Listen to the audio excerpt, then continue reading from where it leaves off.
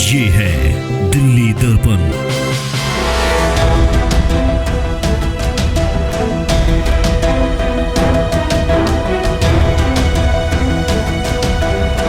नमस्कार दोस्तों, मैं हूं राजेंद्र स्वामी और आप देख रहे हैं दिल्ली दर्पण टीवी।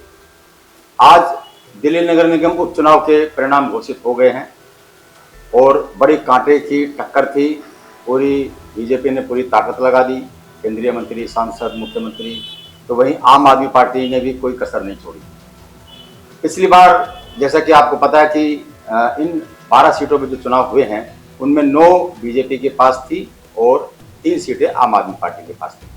लेकिन अब जो जानकारी आई है उसमें बीजेपी को 2 सीटों का नुकसान हुआ है और आम आदमी पार्टी 3 सीटों पे अपनी बरकरार बढ़त बनाए हुए है। लगभग चुनाव परिणाम आ चुके हैं, उसमें 3 पर आम आदमी पार्टी ने विजय हासिल की है।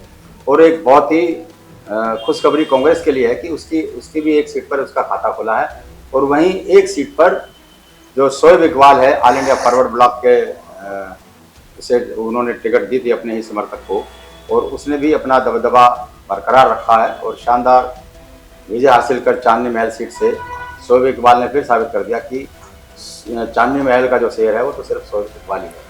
तो इन चुनाव के क्या मायने हैं, क्या संदेश इस चुनाव के हैं, इन सब पर हम आज चर्चा करने के लिए आए हुए हैं। वार्ड वाइज हम थोड़ी सी चर्चा करेंगे। हमारे साथ वरिष्ठ पत्रकार हैं चरण सिंह राजपूत, अक्सर आप देखते होंगे। तो चरण सिंह जी, बहुत बहुत स्वागत है आपका। तो थोड़ा सा आप ये बताएं कि इसको किस तरीके से देखते हैं, इस जनादेश को। ये 2022 के जो चुनाव थे उसके बाद अब ये 1.5 साल बाद फिर जो दिल्ली नगर निगम के चुनाव होंगे, इसका ये सेमीफाइनल माना जा रहा था। तो क्या संकेत है, कितनी चिंता और कितनी चुनौती बीजेपी के लिए है, आम आदमी पार्टी के लिए है, कितनी उम्मीद कांग्रेस के लिए है? बिल्कुल स्वामी जी, ये जो है दिल्ली की जो मुख्यमंत्री हैं रेखा गुप्ता, उनके लिए एक प्रतिष्ठा का विषय था और कहीं ना कहीं ये माना जा रहा था कि भाई भारतीय जनता पार्टी ने रेखा गुप्ता जो सरकार है उनकी काम कितने किए हुए हैं। तो एक तरह से ये चुनाव जो है वो भारतीय जनता पार्टी और रेखा गुप्ता दोनों के लिए बड़ा महत्वपूर्ण था। सरकार पर भी जी बिल्कुल। और आम आदमी पार्टी को भी अपने को साबित करना था। जिस तरह से आम आदमी पार्टी लगातार जो है भारतीय जनता पार्टी पर उंगली उठा रही थी कि भाई भारतीय जनता पार्टी ने कहीं ना कहीं भ्रमित लोगों को किया और सरकार बना ली। इसमें कहीं से दो राय नहीं कि भारतीय आम आदमी पार्टी ने अपनी जो उनकी 3 सीटें थी वो बरकरार रखी। भारतीय जनता पार्टी के नेता लगातार दावा कर रहे थे कि भाई हम 12 में से 12 सीटें जीतेंगे, लेकिन 9 सीटें उनकी पिछली बार थी, इस बार मात्र 7 सीटें उनकी रह गई हैं। एक सीटें आपने भी बोला कि कांग्रेस के लिए भी निश्चित रूप से खुशखबरी की बात है और फॉरवर्ड ब्लॉक की एक सीट आई। इसमें यदि आप मेरे एनालिसिस की बात करेंगे तो मैं भारतीय जनता पार्टी के लिए एक बड़ा झटका मानकर चल रहा हूँ, क्योंकि हम लोग ये मानकर चलते हैं कि उपचुनाव जो होता है वो कहीं ना कहीं सरकार का चुनाव होता है। ये माना जाता है सरकार जो सरकारी मशीनरी है उसे पता है कि भाई सरकार इनकी रहेगी, हमें इनके साथ में काम करना है, तो कहीं ना कहीं दबाव में होती है। जैसे अभी जो है अशोक विहार की बातें सामने आ रही है कि आम आदमी पार्टी लगातार आगे चल रही थी, लेकिन अंतिम समय में जो है वो जो है बड़ा चौंकाने वाला है। सौरभ भारद्वाज ने भी ट्वीट किया है कि अंतिम राउंड तक लगभग 550 वोटों से 532 वोटों से आम आदमी पार्टी आगे चल रही थी, लेकिन जैसे ही वजीरपुर गांव का जो वो बैलेट बॉक्स खुला और वो परिणाम बदल गया, उल्टा 401 से बीजेपी जीत गई। तो चौंकाने वाली बात बिल्कुल। तो ये होता है उसमें से, लेकिन इनके सबके बावजूद यदि आम आदमी पार्टी 3 सीटें ले आई, और मैं कांग्रेस की तारीफ करना चाहूंगा, कांग्रेस में विशेष रूप से देवेंद्र यादव की। देवेंद्र यादव जब से प्रदेश अध्यक्ष बने हैं दिल्ली में, वो लगातार प्रयास कर रहे हैं। उन्होंने राहुल गांधी की भारत जोड़ो यात्रा की तर्ज पर भी यात्रा निकाली और कहीं ना कहीं उनका एक प्रयास ये रहा कि कांग्रेस की उपस्थिति इस बार जो है वो एमसीडी चुनाव में, उपचुनाव में देखने को मिली। और जिस तरह से जो है सुरेश चौधरी वहां से जीते हैं आपके जो है संगम बिहार से, तो कांग्रेस ने कहीं ना कहीं अपने को साबित किया है। आम आदमी पार्टी के बारे में एक बात मैं जरूर कहना चाहूंगा कि यदि अरविंद केजरीवाल, मनीष सिसोदिया या वो दूसरे बड़े नेता जो है आम आदमी पार्टी के, यदि इनमें पूरी तरह से जान झोंकते तो परिणाम और भी आम आदमी पार्टी के पक्ष में आ सकते हैं। सिंह ने, आतिशी ने कई वार्डों में पूरी ताकत लगाई है, शालीमार बाग में ताकत लगाई है।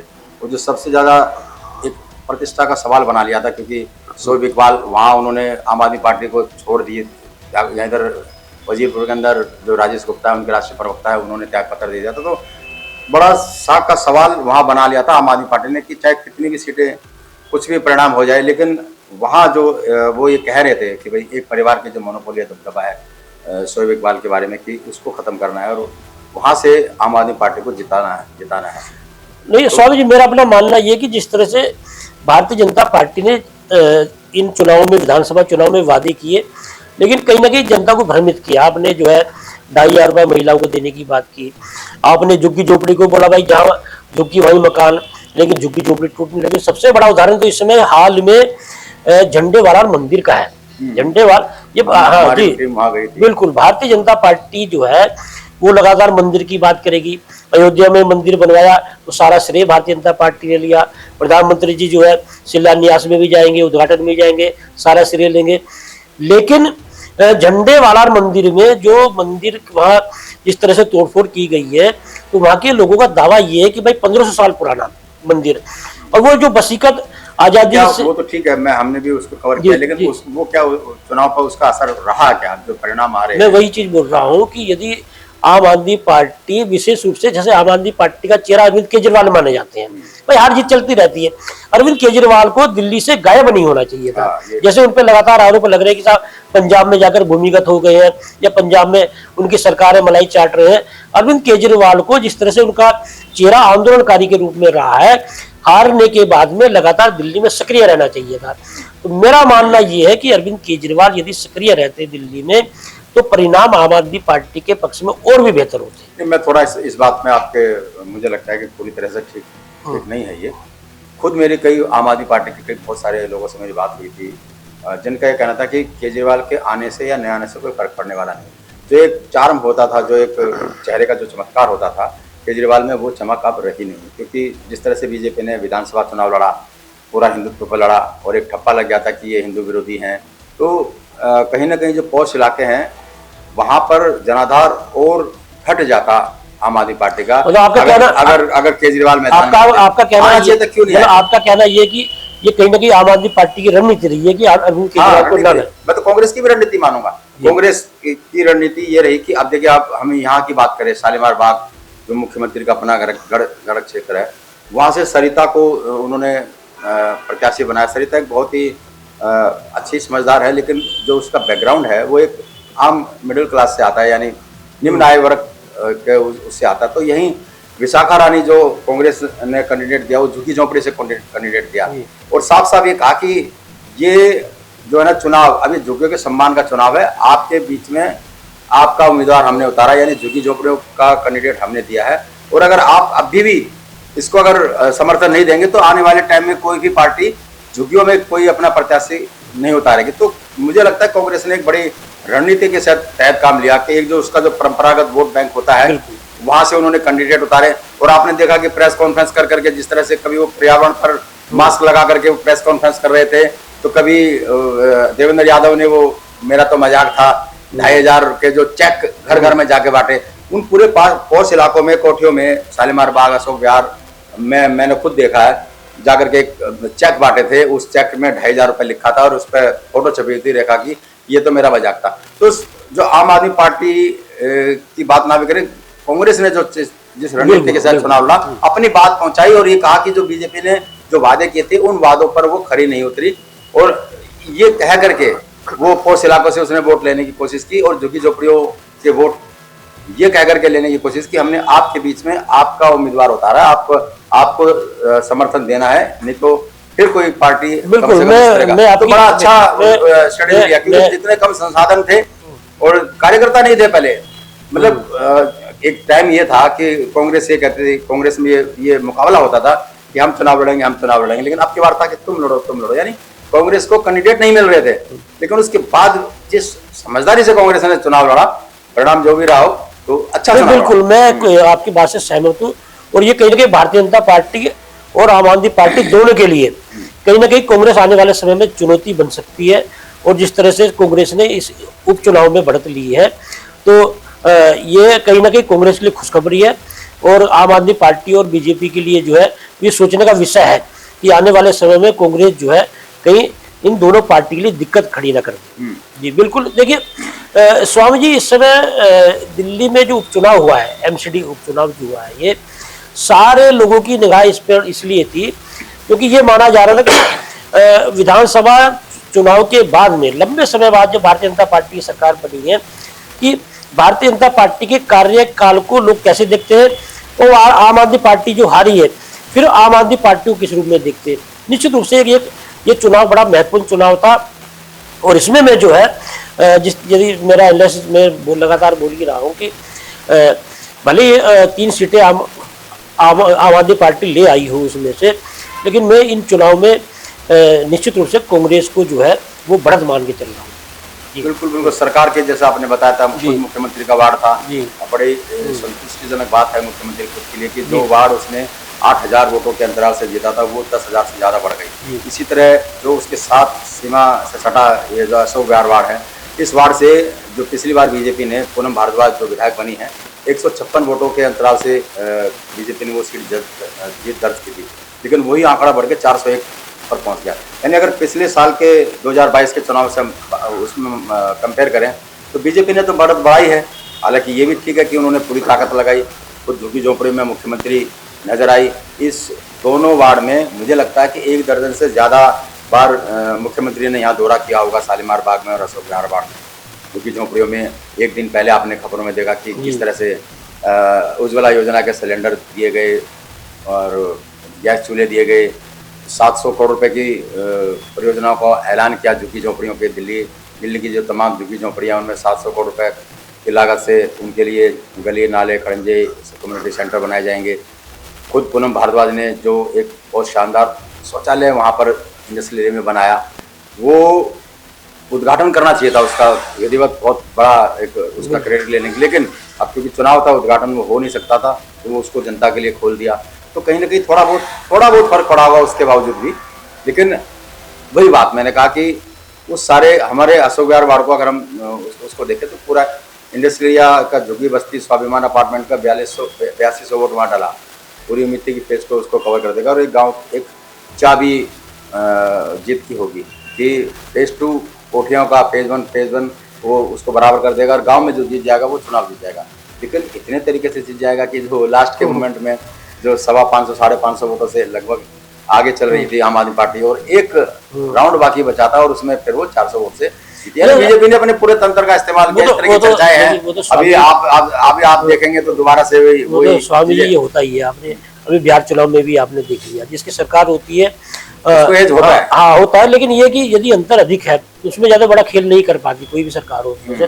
अच्छा स्वामी जी, मेरा आपसे एक प्रश्न ये है कि मेरे दिमाग में जो एक प्रश्न घूम रहा है कि आपके क्षेत्र में बड़ी जबरदस्त पकड़ है, तो ये तो परिणाम है, ठीक है, परिणाम जनता ने जो दिए या भारतीय जनता पार्टी ने भी कुछ गड़बड़ की वो अलग मामला, लेकिन लोगों से जो आपकी लगातार बातें होती रही हैं यहाँ पर, तो एमसीडी उपचुनाव को लेकर लोगों का क्या कहना था, भारतीय जनता पार्टी को लेकर, आम आदमी पार्टी को लेकर, कांग्रेस को लेकर, उन लोगों का क्या कहना था यहाँ के जो इन वार्डों के लोग थे? हमारी टीम भी जगह जगह गई और एक बात तो मैंने यहाँ देखी तो लोगों ने खुल के कुछ भी बोलने से डर रहे थे, लगता था किससे डर है।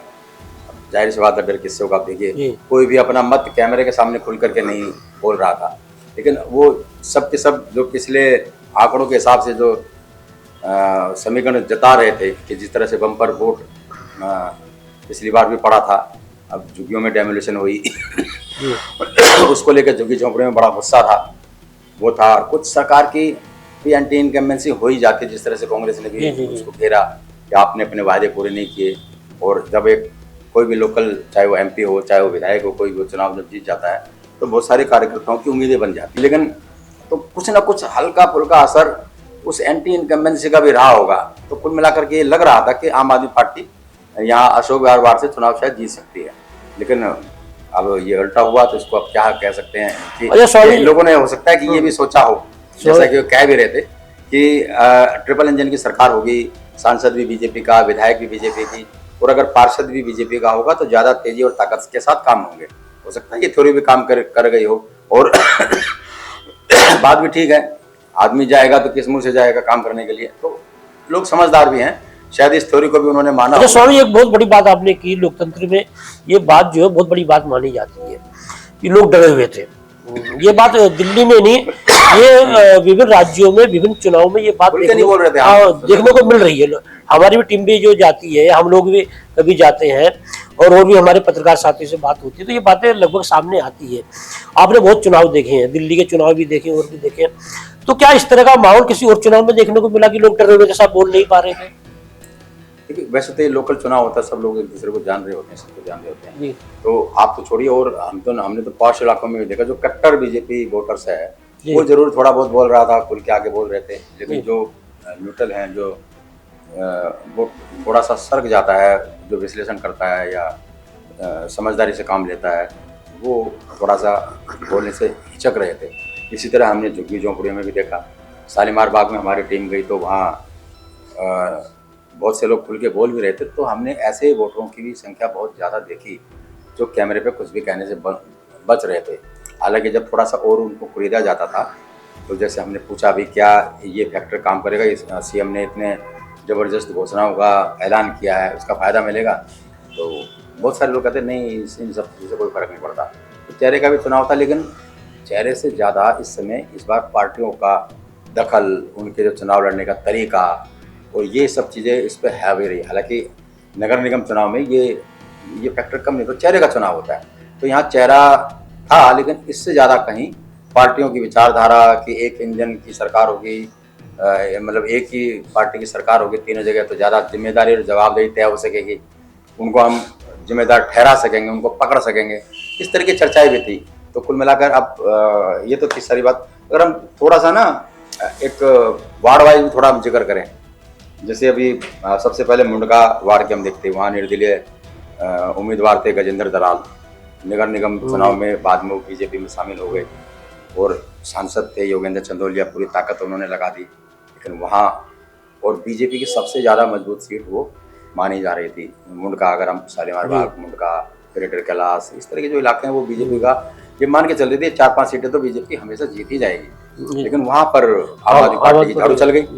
तो ये तो लोकल विधायक और लोकल जो सांसद है उनके लिए बहुत बड़ा फीडबैक, और 1577 वोटों से जीता। देखिए, जो 9,000 वोटों के आसपास से निर्दलीय जो जीता हो, आप समझिए जी बिल्कुल ना। और एक तरफा जो वह जाट बाहुल क्षेत्र है, परवेश साहिब सिंह वर्मा, उनका अपना खतरा गांव है, ये क्या संदेश देता? मतलब ये तो बीजेपी के लिए बहुत बड़ा झटका माना जाएगा। मतलब आपके इतने दिग्गज नेता होने के बावजूद यदि आम आदमी पार्टी सीट निकाल रही है तो आम आदमी पार्टी ने कहीं ना कहीं आईना दिखाया भारतीय जनता पार्टी के नेताओं को कि भाई आप लोग काम नहीं कर रहे हो, क्योंकि जिस क्षेत्र में इतने बड़े बड़े दिग्गज नेता हो और वहाँ के लोग जो है उस पार्टी को नकार दें, तो कहीं ना कहीं बीजेपी के लिए मंथन का विषय है कि भाई हमारी सीट आप भी मान कर चल। मैं इसको दूसरे तरीके से देखता हूँ। मुंडका में वो मुंडका के गाँव के लोग है ना, वो पार्टी वार्टी नहीं देखते हैं जी। मैंने देखा है कि विधानसभा भी निर्दलीय जीता, वहाँ से निगम पार्षद भी वहाँ से निर्दलीय जीता है, तो वो उनका अपना अलग तरीका है, वहाँ पंचायतों का फरमान चलता है, वो पार्टी वार्टी नहीं देखते। और ये पूरा का पूरा बड़ा झटका गांव वालों का संदेश है, पूरा मुंडका गांव का ये संदेश है। जिस तरह से उन्होंने आम आदमी पार्टी जो अनिल लाकड़ा है, अनिल लाकड़ा पहले भी यहाँ से पार्षद थे और अच्छे वोट से वो हारे थे पिछला जो 2022 का जो एमसीडी का चुनाव था। तो गाँव ने पूरा संदेश दिया कि भैया विकास की बात करो, काम की बात करो, और एक बहुत बड़ा मैसेज छुपा है कि कितनी खिलाफत वहाँ पर लोकल विधायक की है और वहाँ के लोकल सांसद की है। तो एक मैसेज तो दिया है उन्होंने, समझदारी से काम दिया। मुझे इसको मैं इस तरीके से देखता हूँ, कहीं ना लोकतंत्र दिखाई दिया है। हाँ, गाँव में चलता होगा, मुंडका गाँव तो बिल्कुल बड़े समझदारी से काम चलते हैं। वहाँ जो है लोग बाग देखते हैं कि भाई प्रत्याशी बढ़िया होना चाहिए, प्रत्याशी बढ़िया होना चाहिए, काम का होना चाहिए, और विश्लेषण करते हैं वो कि भैया इन्होंने कैसा काम किया। तो ये उनको चेतावनी है कि भैया अभी 2000 मेरे ख्याल से 27 में दोबारा चुनाव है, तो जरा सावधान हो जाइए। तो ये विधायक अच्छा स्वामी जी, अशोक विहार जो है ये तो आपकी ये माना जाए सबसे करीबी सीट है।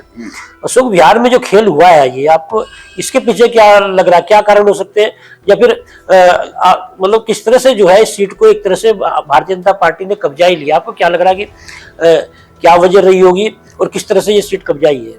देखो, यहाँ पर भारद्वाज परिवार है, उसका बड़ा अपना पकड़ है झोपड़ियों में, इनमें सब चीज़ों में, और वो शायद मुझे ये समझाने में कामयाब हो गए कि अगर तीनों पार्टियों के कैंडिडेट एक ही पार्टी के होंगे, तीनों पार्षद, विधायक और सांसद ज़्यादा, लेकिन यहाँ जो सबसे ज़्यादा निर्णायक भूमिका निभाई वो वजीरपुर गांव ने निभाई।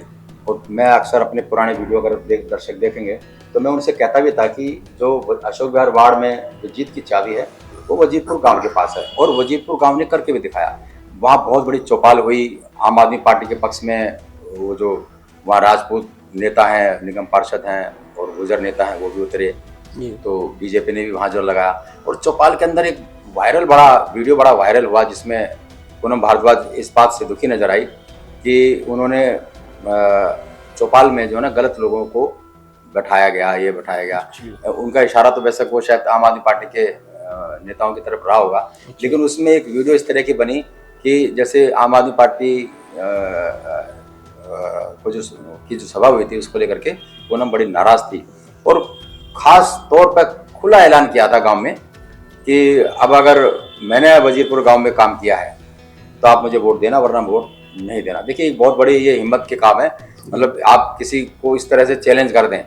और मैंने देखा खुद जो चुनाव जीतने के बाद लास्ट मोमेंट पे भी वजीरपुर गांव ने जिताया था बीजेपी को। तो उसके बाद तुरंत जो भारद्वाज परिवार है उसने वहां पर सड़कें बनाने का काम, पार्कों का काम, बहुत अच्छी पार्किंग बना करके दी। तो सबसे ज्यादा अगर विकास कार्य हुए तो वो वजीरपुर गांव में हुए। और जो पूनम भारद्वाज की इस चेतावनी को उन्होंने शायद मेरे ख्याल से गांव ने इसी रूप में लिया होगा और वोट उसी हिसाब से किया। हालांकि प्रत्यक्ष तो ये नजर आ रहा था कि बड़ा कांटे का मुकाबला है, गांव में 200-400 की ऊपर नीचे जीत हो सकती है, लेकिन लास्ट मोमेंट में इतनी बात गांव दे दे तो मानिए कि पूनम भारद्वाज की वो उसे चैलेंज कह लीजिए, गुजारिश कह लीजिए कि अगर मैंने काम किया हो तो वोट देना, नहीं तो नहीं देना। तो गांव ने दिखा दिया कि हाँ भाई हमारे काम के सम्मान है। इन उपचुनाव में जो संगम विहार सीट है जहाँ से कांग्रेस जीते, जो है सुरेश चौधरी जीते हैं वहां से, इस पे तो सबसे मुझे लग रहा है सबसे ज्यादा चर्चा करने की जरूरत इस सीट पर है कि भाई कांग्रेस को लोग जो है दिल्ली में ये मान के चल रहे थे कि कांग्रेस लगभग खत्म है, और कांग्रेस जो है संगम बिहार में जो कांग्रेस ने जबरदस्त उपस्थिति दर्ज कराई। तो इसके पीछे क्या कारण मान रहे हैं? वहाँ ये माना जा रहा था कि शायद आम आदमी पार्टी का कैंडिडेट, जिस तरह का वहाँ का ज्योग्राफिया है, बायोग्राफी जो वहाँ की है, तो वहाँ पर मुझे लगता है कि जो वहाँ पर चर्चाएं चली थी, एंटी करप्शन के खूब आरोप लगे थे, दोनों पार्टी से लोग वो दुखी थे। तो मुझे लगता है कि जो क्योंकि आम आदमी पार्टी और कांग्रेस का वोट बैंक तो लगभग एक ही है, तो बीजेपी की तरफ वो जा नहीं सकते थे, लिहाजा उन्होंने सीधा कांग्रेस की तरफ रुख किया। हालांकि वहाँ बीजेपी दूसरे नंबर पर ही है, मतलब आप समझिए कि 3628 वोटों से अगर उसने जीत दर्ज की है, तो एक बहुत बड़ा निर्णय लिया। जैसे कि आपने पहले भी कहा कि कांग्रेस की तरफ लोग देखने लगे हैं थोड़ा बहुत, उसके अच्छे दिन आ रहे हैं, तो ये एक बड़ी वजह हो सकती है कि उन्होंने करप्शन को बड़ा मुद्दा बनाया। पहले वहाँ आम आदमी पार्टी भी रही, बीजेपी भी रही, लेकिन वहाँ वादे पूरे होने तो दूर छोड़िए कि वहाँ पर तो एलिगेशन लगे कई तरह के। तो इसको देख करके शायद वहाँ की मतदाताओं ने इस बार कांग्रेस पे भरोसा किया है। और फॉरवर्ड ब्लॉक जो है, फॉरवर्ड ब्लॉक का क्या है, वो तो सीधा साधा शोएब इकबाल का है। मैंने आपको जैसे पहले बताया कि जो चांदनी महल सीट है उनकी अपनी व्यक्तिगत है, उसके पूरे 6 साल से विधायक है, 6 साल से, मतलब 6 साल से वहाँ चांदनी महल का शेर तो शोएब ही है। ये इन चुनाव ने फिर साबित कर दिया। यहाँ तक कि देखिए आप आम आदमी पार्टी ने पूरी ताकत लगा दी थी, और वो ये कोशिश थी उसकी ये संदेश देने की कि ये परिवारवाद है ना, चलने वाला नहीं है। और मैं तो आपको बता दूं कि क्योंकि शोएब इकबाल ने इस्तीफा क्यों दिया पार्टी से, क्योंकि उनकी पसंद का टिकट उन्होंने नहीं दिया, और जो उनके बेटे थे जो उन्होंने चुनाव लड़ा और विधायक बने, तो उन्होंने कह भी दिया था पार्टी को ये यहाँ तो हमारे ही परिवार का दबदबा है, हम जिसे चाहेंगे वही जीतेगा। और हुआ भी वही। आप देखिए कोई छोटा मोटा अंतराल नहीं था, ठीक ठाक अंतराल वहां पर है, मतलब 4692 यानी लगभग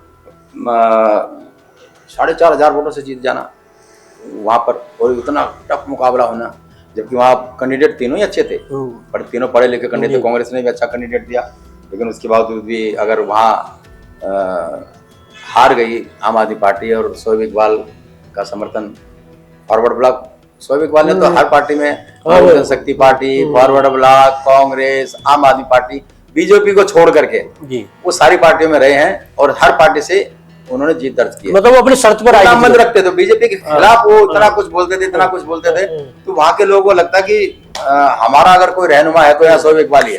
तो वो अपनी जो सल्तनत है उसने उससे हमेशा बांधे रखा, कभी मतदाताओं को इधर उधर काम भी करता है, हमेशा सहज उपलब्ध रहना, और जो लामबंद है, जो क्या नाम ध्रुवीकरण है जो बीजेपी के खिलाफ, तो अच्छा, क्योंकि मुस्लिम वोट तो इस हिसाब से चलता है कि जो बीजेपी को हटा देगा, एंटी बीजेपी वोट ही ज्यादा चलता है, तो उनको लगा होगा कि आम आदमी पार्टी शायद नहीं हरा सकती बीजेपी को, शोएब इकबाल ही हरा सकता है, तो सारे के सारे वोट उधर की तरफ बढ़ गए और वो फिर से जो है आम आदमी पार्टी उसमें जीत गई है। स्वामी जी, ये जो उपचुनाव हुआ है इस समय, अब दिल्ली की राजनीति आप किस रूप में देख रहे हैं?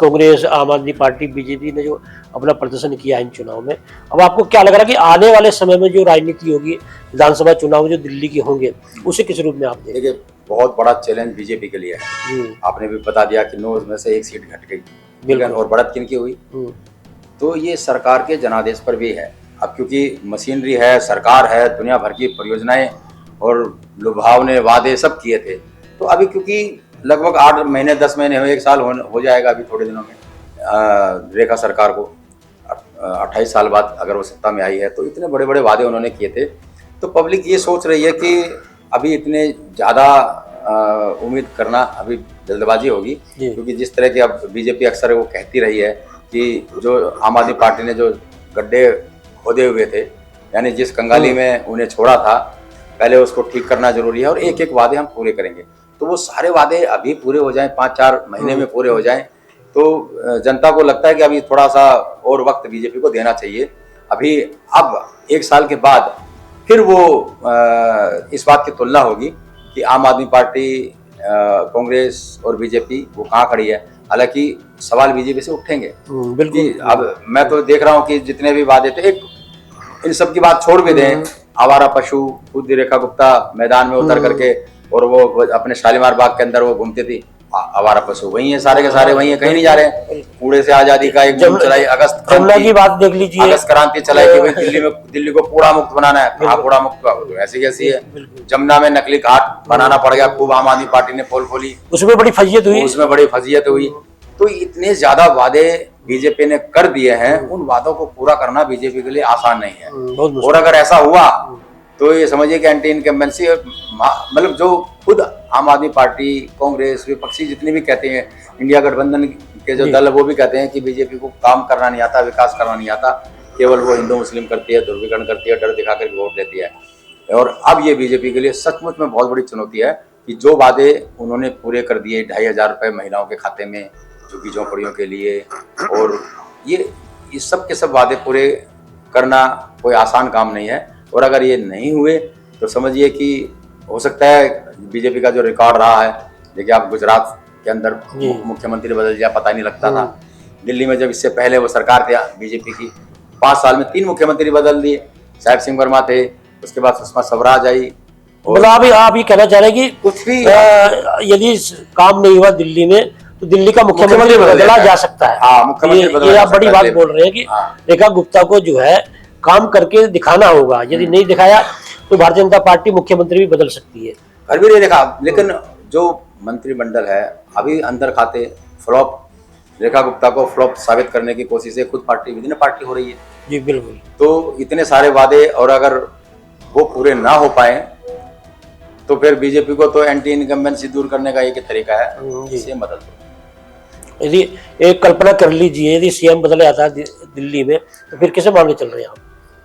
अभी हो सकता है बीजेपी तो चौंका ही देती है हर बार, और जो परवेश साहिब सिंह वर्मा है जी, अब वो तो मान के चल ही रहे थे कि भाई हम ही बन जाएं, और कहाँ बने। हाँ, तो अब जिस तरह से जाट वोटर्स इस बार बीजेपी को उतना ज्यादा उनको लुभाना भी है, तो हो सकता है परवेश साहिब। अच्छा, ये आपका जो है और भी कोई हिंदुत्व का कार्ड खेल सकती है। संगम बिहार जो सीट है, ये भी एक मैसेज भारतीय जनता पार्टी को ये भी दिया गया हो शायद कि आप जो है जाट और गुजरों की कहीं ना अनदेखी कर रहे हो, ये तो जाट वोट सीट मानी जाती है। नहीं, वो ठीक है, मैंने बताया ना, इस समय तो ये पूरा का पूरा सरकार के जनादेश पर था ये पूरा का पूरा चुनाव, और मुझे लगता है कि ये चर्चा का भी ज्यादा लंबी हो जाएगी, लेकिन ये तय है कि इस चुनाव का संकेत साफ है कि जो बीजेपी की रेखा सरकार है, उस सरकार के सामने बहुत सारी चुनौतियां हैं। चुनौतियां इस बात की हैं कि जो वादे बम्पर वादे उन्होंने किए थे, अगर वो पूरे नहीं हुए तो यकीन मानिए दिल्ली का मुख्यमंत्री भी बदला जा सकता है। ठीक दिल्ली नगर निगम के जो 2027 में मेरे ख्याल से चुनाव हैं वो, और 1 साल ये हो चुका है और भी कई स्टेट के अंदर चुनाव हैं। अब जब दिल्ली सरकार की फेलियर के किस्से वहाँ यूपी चुनाव में गूंजेंगे, बंगाल चुनाव में गूंजेंगे और अदर स्टेट में गूंजेंगे, तो ये फर्क महसूस हो सकता है। हालांकि रेखा गुप्ता बहुत मेहनत कर रही हैं, लेकिन इस मेहनत में अगर उसका मंत्रिमंडल भी इसका साथ दे तो शायद वो कुछ कर पाए, लेकिन फिलहाल स्थिति ऐसी नज़र नहीं आ रही है। तो आपको ये चर्चा कैसे लगी कमेंट बॉक्स में हमारे को जरूर जवाब दीजिएगा, और भी हम इस विषय पे हम आपसे चर्चा करते रहेंगे, तो बने रहिए हमारे साथ। बहुत बहुत नमस्कार। लेटेस्ट खबरों के लिए सब्सक्राइब करें हमारा YouTube चैनल या फिर लॉग ऑन करें www.delhidarpantv.com। खबरों की कवरेज और विज्ञापनों के लिए संपर्क करें।